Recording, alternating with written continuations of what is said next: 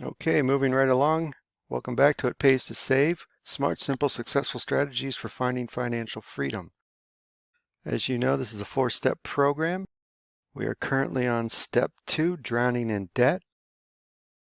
And today we're going to talk about good debt versus bad debt. So let's take a second to recap what is described as bad debt. Of course, we're talking mainly about credit cards. We've already discussed credit cards in depth. So as long as you grasp the fact that you have to get out of credit card debt as soon as possible, we can move on.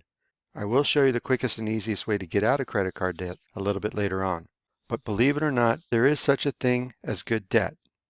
With all the previous talk on the destructive nature of debt, now is a good time for us to take a step back and examine what is considered good debt.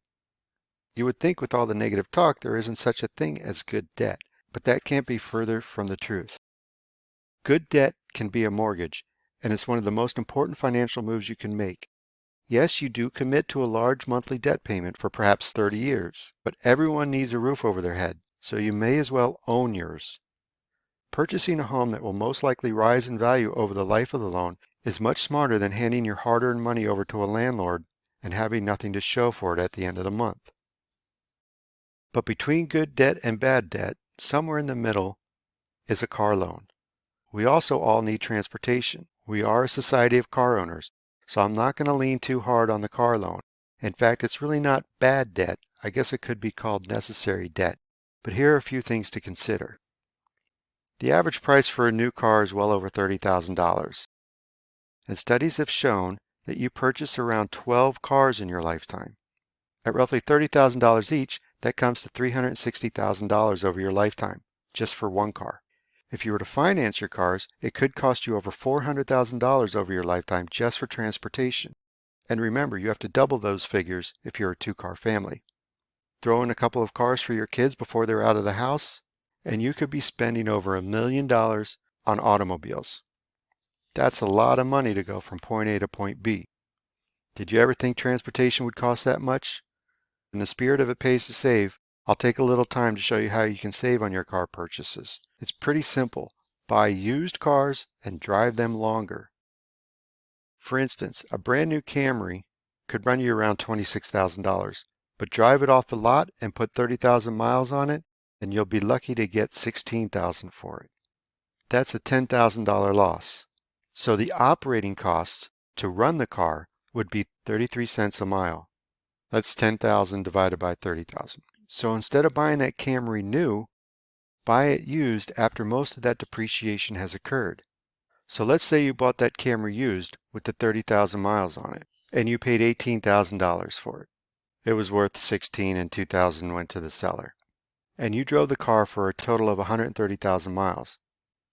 And then you sold it for $1,000. Your cost to run that car would be $17,000. So the new car was 33 cents a mile to operate, and the used car was only 13 cents. That's 20 cents less per mile than driving the new car. And if you were to drive 15,000 miles a year, you could save $3,000 a year in depreciation costs alone. Of course, used cars need more maintenance. New cars will too, but let's add $600 a year to maintain a used car rather than a new one. You're still saving over $2,400 a year, not to mention what you'd be saving on insurance. And if you were to invest that $2,400 a year at 11%, it would be close to $1 million in 35 years. See, it pays to save even with necessary bad debt. Now let's take a look at good debt. Yes, there is such a thing. Like we mentioned before, at the top of the list is a mortgage. Owning a home of your own is the American dream. Unfortunately, just about everyone has to go in debt to fulfill that dream. But it's not as bad as it seems. In fact, when you consider the price of renting, a mortgage is a good deal. Every family needs a home. But if you pay a landlord rent every month, they end up with the profits and you see nothing for your money. If your rent was $800 a month, after 5 years you would have paid the property owner close to $50,000 in rent. And what do you have to show for it? On the other hand, if you were able to purchase that home, a percentage of every mortgage payment goes into purchasing a portion of the home. That $50,000 would surely have paid for a bedroom or two. And there's other advantages to becoming a homeowner.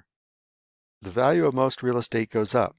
That means a $100,000 home may be worth $120,000 in 5 or 10 years, or maybe even more. And the IRS gives homeowners a break on their taxes by letting you write off your interest. You really can't go wrong by becoming a homeowner.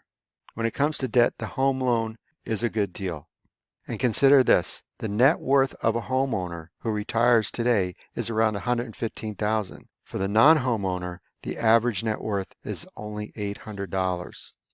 A mortgage is definitely considered good debt.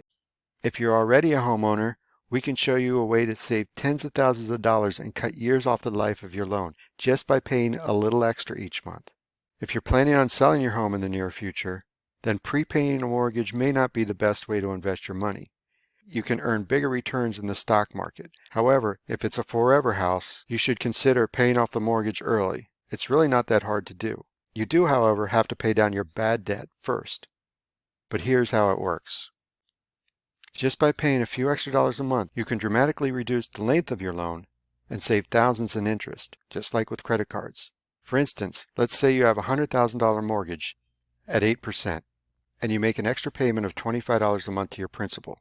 That will save you over $23,000 in interest and cut 3 years and 7 months off of the length of your loan.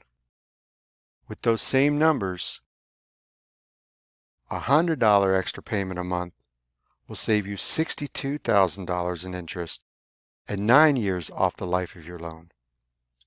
Just think of what you could do with that extra $62,000. And there are easy ways to automatically set this up.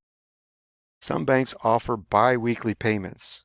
That means paying half of your regular monthly payment every 2 weeks instead of one payment every month. Here's how it works. Like I mentioned, you pay half of your payment every 2 weeks. 12 months, 52 weeks, so you'd be making 26 half payments. Here's an example of how that extra payment can save you thousands. Let's take the $100,000 mortgage from earlier. With the 8% interest rate, your standard payment would be $733. A biweekly payment would be $366. By making a biweekly payment instead of every month, you'd be saving over $47,000 in interest and 8 years off the life of your loan. Most of us get paid every 2 weeks anyway, so it ends up making budgeting easier. By paying biweekly, that one extra payment works out to about $2 a day.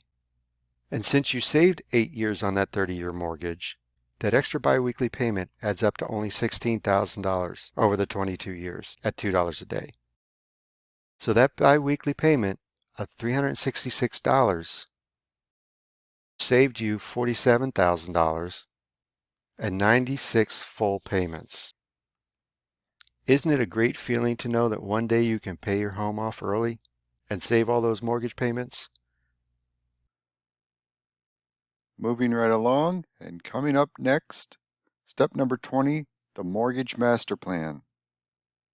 Please remember to like and subscribe to this channel and visit at PaysToSave.com, where you will find the workbooks and ebooks, customizable spreadsheets, newly released and updated content, exclusive content, limited time offers, and even some freebies. Again, that's at PaysToSave.com, where you'll find everything you need for your financial freedom in one place.